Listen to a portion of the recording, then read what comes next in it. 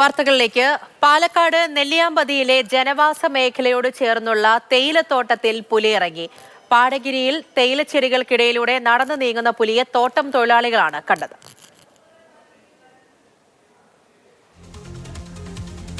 Gokul VS വിവരങ്ങളുമായി ചേരുന്നുണ്ട്. ഗോകുൽ, തോട്ടം തൊഴിലാളികൾ കണ്ടു എന്ന് പറയുന്നു. എന്താണ് ഇപ്പോൾ അറിയാൻ കഴിയുന്നത്? വനംവകുപ്പ് ഉദ്യോഗസ്ഥരൊക്കെ എത്തുന്നുണ്ടോ അവിടെ? 5 മണിക്കാണ് നെല്ലിയാമ്പതി പാടഗിരി മേഖലയിൽ പുലി ഇറങ്ങിയത്.